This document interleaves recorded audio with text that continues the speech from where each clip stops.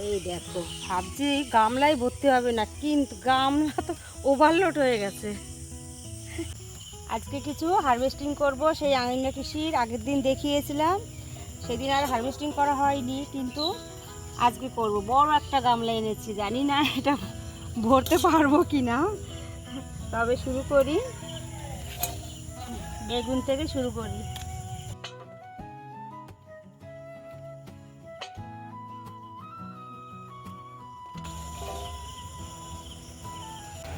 এই ঝিঙেগুলো এখনো ছোট, এখনো তুলবো না, দেখি আর কিছু বড় বড় ঝিঙে আছে কিনা। এদিকে নেই, এখানে একটা ঝিঙে আছে, এটা তুলি। একটা বটবটি পেয়েছি।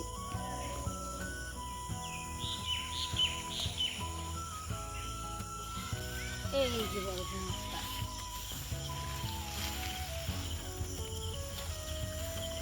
তো বড়, আমার বড় গামলার বাইরে চলে গেছে।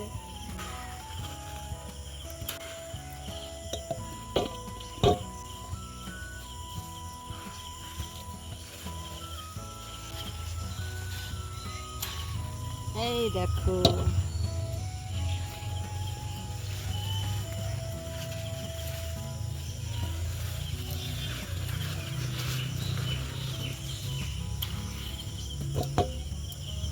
গামলা তো এখনই ভরে গেল, আর সবজি রাখবো কোথায়?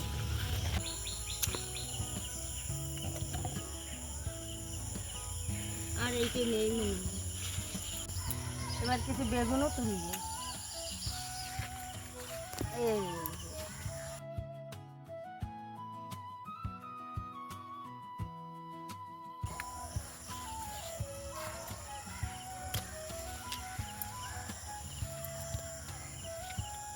বৃষ্টি হয়েছে, এখন বেগুনগুলো একটু ভালো হবে, গাছগুলো সুন্দর স্বাস্থ্যকর হবে। বেগুনগুলো চকচক করছে। এবার কিছু চিচিঙ্গা তুলবো, সরু সাপের মতো পেঁচানো পেঁচানো। মোড়ালে ছিঁড়ে আসবে সুন্দর।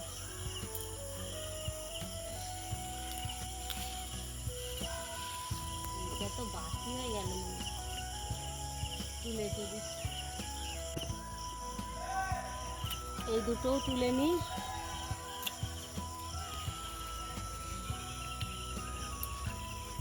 কত বড়! বৃষ্টিতে সব ফেটে কল বেরিয়ে গেছে, এগুলো লাগিয়ে দিলে গাছ হয়ে যাবে। আবার ফেটে গেছে, কচি আছে।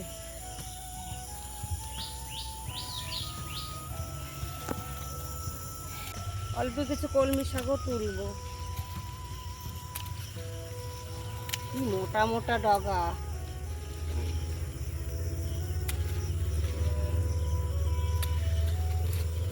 কোনো কীটনাশক দেওয়া নেই, কিচ্ছু না, একদম জৈবভাবে। তবে জৈব কীটনাশকও দিইনি, দেওয়া দরকারই হয়নি।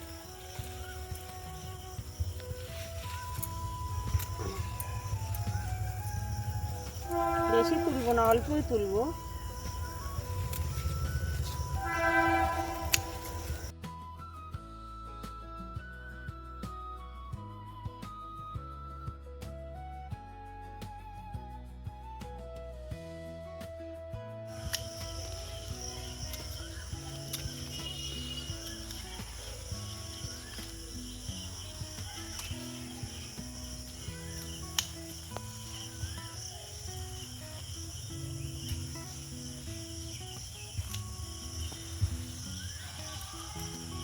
তো সুন্দর শাক, দেখো।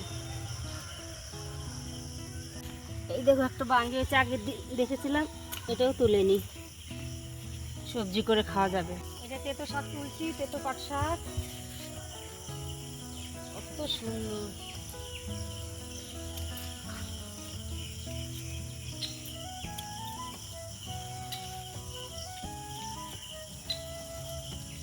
বেশি তুলবো না, অল্পই তুলবো।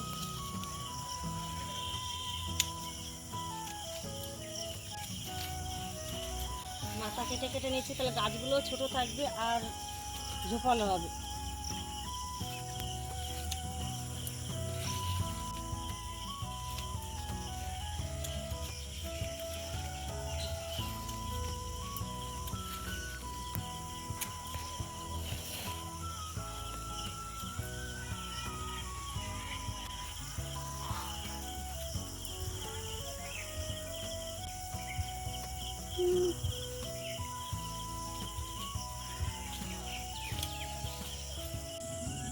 দেখো কত সুন্দর কুমড়ো শাক।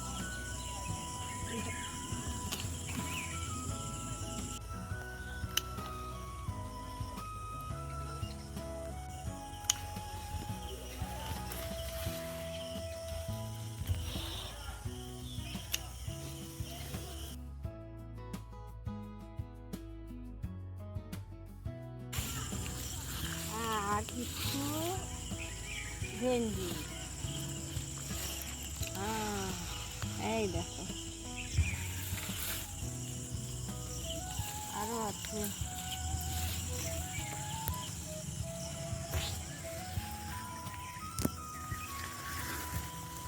এই দেখো একটা ডুমুর গাছ এমনিতে হয়েছে, এই যে কটা ডুমুর তুলে নি।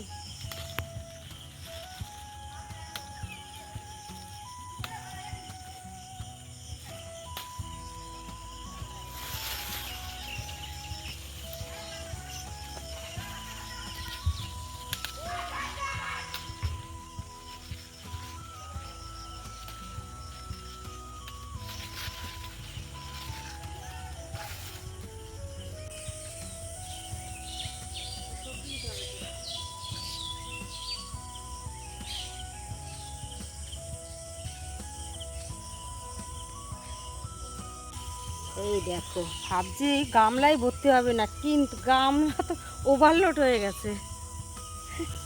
আরো আরো রেখে এসছি, কুমড়ো শাক রেখে এসছি।